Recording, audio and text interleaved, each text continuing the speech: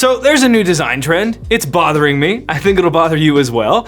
There are a number of spring design trends this year that I'm finding delightful. I'm excited to share those also, but let's start with the nasty one. Watch this. We got so tired of everyone calling Unsplash the cool stock imagery website because as social media managers, there's literally nothing cool or relevant about Unsplash anymore. When you type in coffee and Unsplash, these are the photos that you're gonna get. All of these look like something that you would find in maybe like 2018. But if you type the word coffee in on our site, you're gonna find relevant photos that almost kind of look like UGC. They look like realistic POV style photos that you or your friends could have taken. So it's stock imagery that doesn't look anything at all like stock imagery. Stock imagery that doesn't look like stock imagery. Sound familiar to anyone? That was the whole point of Unsplash to begin with. And here's what's so fascinating about this. My generation, millennials, we loved Unsplash because it felt genuine when platforms like iStock and Getty Images did not. For Gen Z, stock photos that are shot on phones, that's what feels genuine. Unsplash does not, but the intention is the same, right? Both groups want their creative expression to feel genuine to them. And this is the inescapable truth that every creative needs to keep in mind. Creative expression might be about personal preference on the surface, but at its core, every creative choice communicates a deeply held value. And this is one of the primary challenges of church creativity, because what do you do when one generation says that a certain creative expression looks fake, while the other says it's authentic? It's not a problem to solve so much as a tension to manage. And the first step is really just being aware that it's happening around you. The other thing you need to be aware of, and the part of this design trend that's really bothering me, the acceleration of trend turnover is increasing by a lot. You hear what that woman said. It's not 2018 anymore. It made 2018 sound like 1998. And from a pure aesthetic standpoint, it's really interesting because what I loved about Unsplash when it first debuted was the texture and cinematic element of the photos. Unlike the overly glossy stock photos that were the norm at the time, you could tell Unsplash's photos were taken with DSLR cameras. There was shallow depth of field. There was creative styling in the colors, grain. The irony, of course, is that what I perceived as desirable in a stock photo is precisely what Gen Z now sees as inauthentic and staged. Generations have their own fashion, their own music, their own social platforms, and now their own stock photo aesthetics.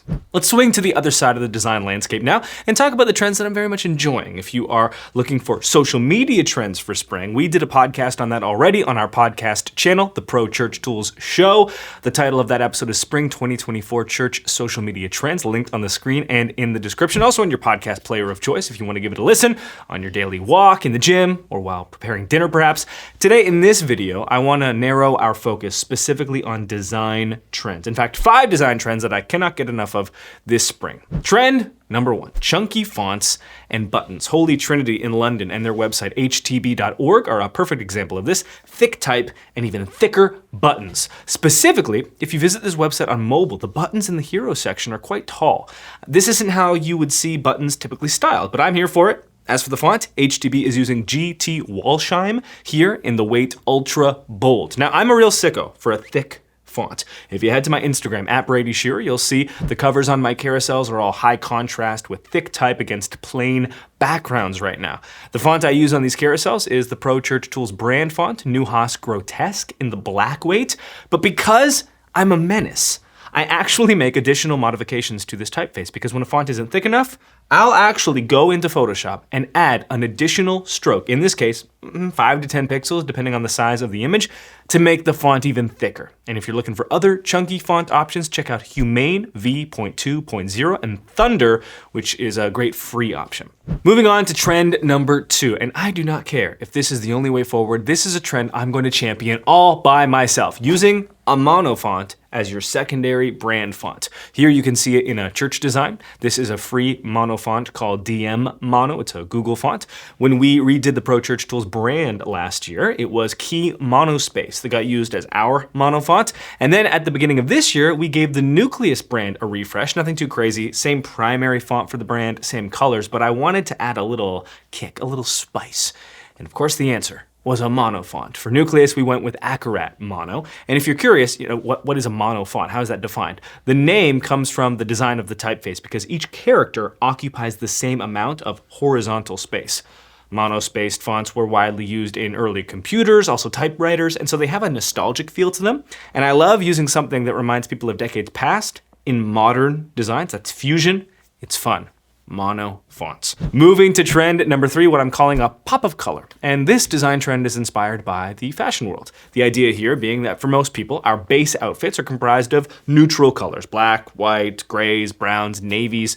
And one way to dip your foot into color in a way that you really can't screw up is to throw in one item, usually an accessory, like a hat in warmer weather, or a scarf in colder weather, or even sneakers that have a bold color, a pop of color, if you will. In terms of how that translates to church designs, here's a website example I really like. Again, it's a single vibrant color here being used on buttons and banners against a neutral backbone.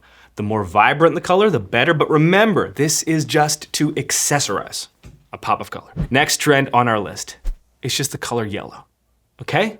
The haters, they're trying to take yellow from me. They're saying its time has come and gone. It's all about icy blue now. That's fine, you can keep your icy blue. I'm gonna use yellow even harder. The more electric, the better. I want my yellow to look like a highlighter. Another trend I'm liking that you can see Ruben is employing here in his designs is having one word in a design in a different font. More often than not, I'm reaching for a curvy display font for this, and it needs to be in italic weight. That's just me. Night Serif is a free option here. As for applications of this design trend, you saw how Ruben was doing it on his IG posts. The way that we did it in the aforementioned Nucleus brand refresh is just having one word in the curvy display font, so the word generation here in the hero section. We did it with the word churches on this page, and here with the word reviews. So yes, it can be a trendy sermon series graphic where you're pushing the limit with design, but even on a website, in the brand itself, I like this way of using type to express emotion and emphasis. And for us, the font we used for the Nucleus brand refresh was Domain Display.